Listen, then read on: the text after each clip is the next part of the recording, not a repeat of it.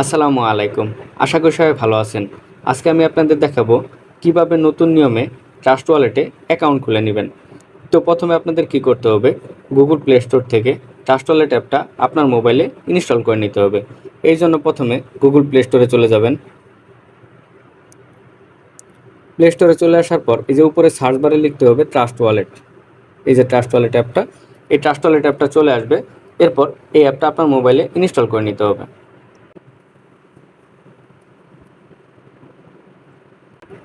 ওকে, trust wallet অ্যাপটা install করে নেওয়ার পর এখানে একটু ওয়েট করতে হবে।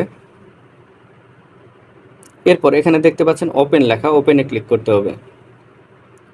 ওপেনে ক্লিক করার পর ঠিক এরকম একটি ইন্টারফেস চলে আসবে। এরপর এখানে দেখতে পাচ্ছেন গেট স্টার্টেড, এটাতে ক্লিক করতে হবে। এরপর উপরে দেখতে পাচ্ছেন ক্রিয়েট নিউ ওয়ালেট, এটাতে ক্লিক করতে হবে। এরপর এখানে দুটো অপশন চলে আসবে, একটা হচ্ছে ব্যাকআপ ম্যানুয়ালি আর একটা হচ্ছে ব্যাকআপ টু গুগল ড্রাইভ। প্রথমে আপনারা এখানে ব্যাকআপ ম্যানুয়ালি এটাতে ক্লিক করবেন। এরপর এখানে যে তিনটা লাইন দেখতে পাচ্ছেন, এই তিনটা লাইন এইভাবে সিলেক্ট করে নেবেন। এরপর কন্টিনিউ ক্লিক করতে হবে। এরপর এখানে দেখতে পাবেন 12 ডিজিটের কোড চলে আসবে। এই 12 ডিজিটের কোডটাই হচ্ছে আপনার ইউজার নেম এবং পাসওয়ার্ড। আপনার মোবাইল হারায় যেতে পারে, চুরি হয়ে যেতে পারে বা নষ্ট হয়ে যেতে পারে।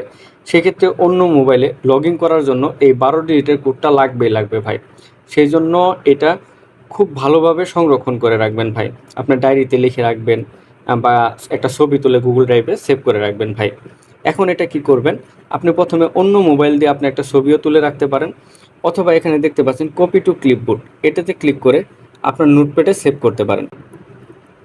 আপনার মোবাইলের নোটপ্যাডে যদি চলে যান, নোটপ্যাডে গিয়ে এখানে আপনার এই লেখাটা পেস্ট করে নেবেন আর কি।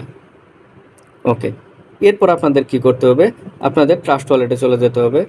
ট্রাস্ট ওয়ালেটে চলে আসার পর এই যে কন্টিনিউ ক্লিক করতে হবে। কন্টিনিউ ক্লিক করার পর এখানে আপনাদের সাজাইতে হবে, যেমন এখানে ওয়ার্ড 1 দেখেন, এখানে আপনার কি হয়েছে, ওয়ার্ড 1-এ কী আছে দেখেন, এই যে প্রথম যে লেখাটা আছে ডলফিন, এই ডলফিনটা এখানে সিলেক্ট করে দিতে হবে। এই যে ডলফিন সিলেক্ট করে দিলাম। এরপর ওয়ার্ড 4 4 নাম্বার ওয়ার্ডে কী আছে দেখেন, 4 নাম্বার ওয়ার্ড দেখেন, এখানে 1 2 3 4, এখানে সোলে ক্লিক করে দিতে হবে। এই যে সোলে ক্লিক করে দিতে হবে। এরপর হচ্ছে ওয়ার্ড নাম্বার 7 নাম্বারটা কি করতে হবে, এখানে সিলেক্ট করতে হবে। 7 নাম্বার দেখেন, গুনবেন 1 2 3 4 5 6 7, এখানে রিউটাল, এটাতে ক্লিক করে দিতে হবে। এই যে রিউটাল। এরপর হচ্ছে 10 নাম্বার ওয়ার্ড, মানে 10 নাম্বারে কোনটা আছে দেখেন, এখানে 10 নাম্বারে যাই, দেখেন এখানে শেষে থেকে যদি দুইটা বাদ দেই তাহলে 10 নাম্বার পড়বে এরিয়া। দেখেন এই এরিয়া, এইভাবে আপনারা এই 4টা ওয়ার্ড সিলেক্ট করে নেবেন। মানে 1 নম্বরে যে ওয়ার্ড আছে ওইটা এখানে সিলেক্ট করে নেবেন, আবার এখানে লেখা আছে 4 নাম্বার ওয়ার্ডে যেভাবে সিলেক্ট করা আছে এইভাবে সিলেক্ট করে নেবেন।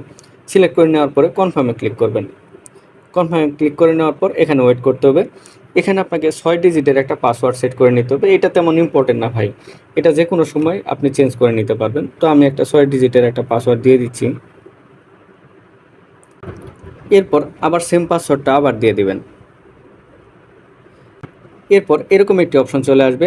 এখানে আপনার মোবাইলে যদি ফিঙ্গারপ্রিন্ট অপশনটা থাকে, মানে ফিঙ্গারপ্রিন্ট সেন্সরটা থাকে, আর ফিঙ্গারপ্রিন্ট যদি পাসওয়ার্ড দিতে চান সেক্ষেত্রে কনফার্মে ক্লিক করবেন, যদি না দিতে চান সেক্ষেত্রে ডিনাই ক্লিক করবেন। আমি আপাতত এখানে ডিনাই ক্লিক করে দিচ্ছি।